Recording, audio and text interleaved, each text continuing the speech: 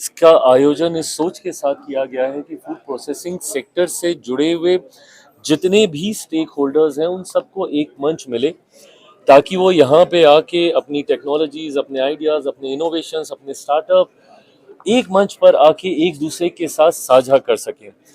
जहाँ पे यहाँ पे देश भर के तमाम अधिकांश राज्य वर्ल्ड फूड इंडिया में पार्टिसिपेट करते हैं, तो वहीं ग्लोबली भी कई देश यहाँ पर आके पार्टिसिपेट करते हैं। और मुझे खुशी है, कल ही मैंने प्रधानमंत्री जी के सामने इस बात की घोषणा की कि इस बार के वर्ल्ड फूड इंडिया में अभी तक का सबसे ज़्यादा आंकड़ों वाला एमओयू हम लोगों ने साइन किया। 1 लाख करोड़ से ज़्यादा के एमओयूज हमने साइन किए।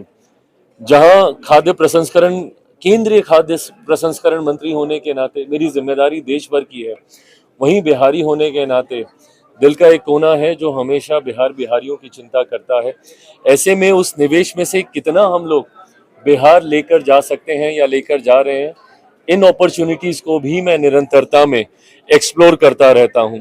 ऐसे में कल जितनी भी कंपनीज ने निवेश किया उनसे भी मैंने पूछा कि आप लोग कितना बिहार में निवेश कर रहे हैं। उसमें से एक एमओयू जो हम लोगों ने साइन किया 26,000 करोड़ का, उसमें से 4,000 करोड़ बिहार में आ रहे हैं। ऐसे ही अलग अलग जो हम लोगों ने एमओयू साइन किए हैं उसके भी धीरे धीरे आंकड़े मैं साझा करूंगा।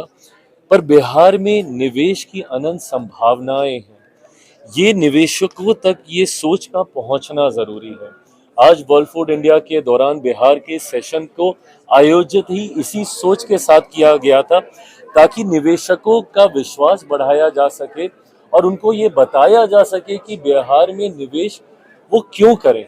जिस तरीके से मुख्यमंत्री नीतीश कुमार जी के नेतृत्व में हाल फिलहाल के वर्षों में बिहार ने इंफ्रास्ट्रक्चरल डेवलपमेंट में नई ऊंचाइयों को हासिल करने का कार्य किया, in terms of road connectivity हो, in terms of power supply हो, वाटर मैनेजमेंट हो, इन तमाम क्षेत्रों को अगर आप देखें तो ये एक खूबसूरत जगह बिहार को बनाते हैं निवेश करने के लिए। और उसमें सोने पे सुहागे वाली बात है कि डबल इंजन की सरकार है। डबल इंजन की सरकार में कंटिन्यूटी ऑफ पॉलिसीज रहती है, हैंड होल्डिंग रहती है।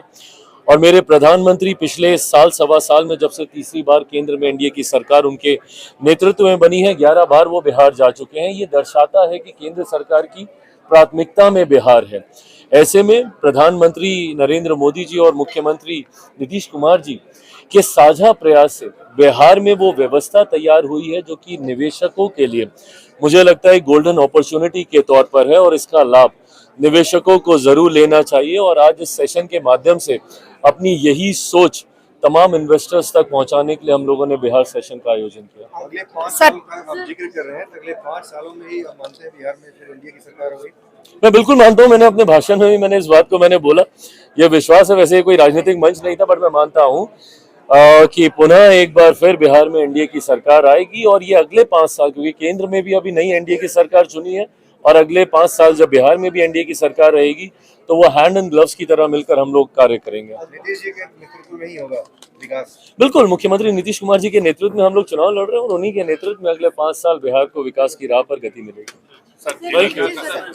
महिलाओं का ये प्रोडक्ट लॉन्च है सर। सर, एक क्वेश्चन है कि जो भी इन्वेस्टमेंट अभी आपने जो बताई गई हैं, एक मिनट जो भी इन्वेस्टमेंट्स आप कह रहे हैं, तो ये अभी से इम्प्लीमेंट हो जाएंगे या सरकार के बाद होंगे या कुछ उनमें चेंजिंग आएगा? नहीं, बिल्कुल ये धीरे धीरे धरातल पर ये उतरने लग जाएंगी, क्योंकि घोषणाएं हो गई हैं और मुझे लगता है कईयों के प्रोजेक्ट्स भी तैयार हैं। तो धीरे धीरे आप इनको धरातल पर उतरता